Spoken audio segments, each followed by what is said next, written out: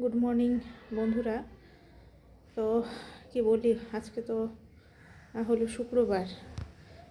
তো গত দুদিন ধরে শরীর এতটা পরিমাণে আমার খারাপ, জাস্ট বলার না। প্রচণ্ড গ্যাসের ব্যথা, ভমিটিং, আর তার সঙ্গে লুজ মোশন তো আছেই। তো গতকাল ডাক্তার দেখিয়েছি। দেখানোর পর ডাক্তার তো বললো ওয়েদারের জন্য জিনিসটা হয়েছে। মানে এরকম যে হবে আমি নিজেও বুঝতে পারিনি, এতটা খারাপ সিচুয়েশান। তো যার জন্য দুদিন আমি কোনো ভিডিওও বানাইনি। তো যে ভিডিওগুলো গতকালে আমি পোস্ট করেছিলাম সেগুলো সব আগের ভিডিও, মানে 2-3 দিন আগেকার ভিডিও, ওগুলোই আমি পোস্ট করেছি। কি বলবো, আজকে শরীরটা অনেকটা ভালো আছে। তো ওষুধের কোর্সগুলোও চলছে, খাওয়া দাওয়ায় অনেক নিষেধাজ্ঞা রয়েছে, সব কিছুতেই নিষেধাজ্ঞা। খাওয়া দাওয়া, ইভেন আমি কাঁচা জল পর্যন্ত খেতে পারছি না, এমন অবস্থা।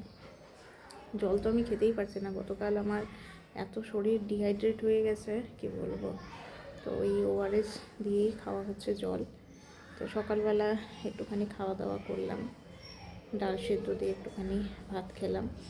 তো শরীর তো আমারও খারাপ, তার সঙ্গে আমার ছেলেরও খারাপ, দুজনেই অসুস্থ হয়ে আছে। ওরও সেম একই condition, gas, vomiting, loose motion. খাওয়া দাওয়া করছে না, ও তো খাওয়া দাওয়া করছেই না বলতে গেলে। কোনো সবজি, কোনো তরকারি, মানে গন্ধ তো ওর নিতেই পারছে না। খালি ও লবণ ভাত খাচ্ছে, লবণ দিয়ে ভাত খাচ্ছে। কি করা যাবে, ওয়েদারের জন্য অনেকেরই একই অবস্থা। এত পরিমাণে ঠান্ডা পড়েছে, মানে বলার না।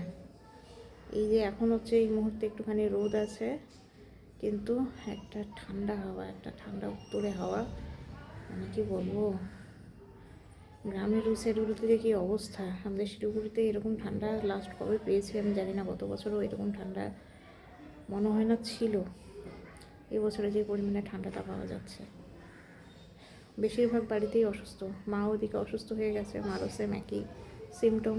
আমার ভাগনা, তারও একই সিমটম, ওরও অবস্থা মানে যা তা অবস্থা, কুচকিটার।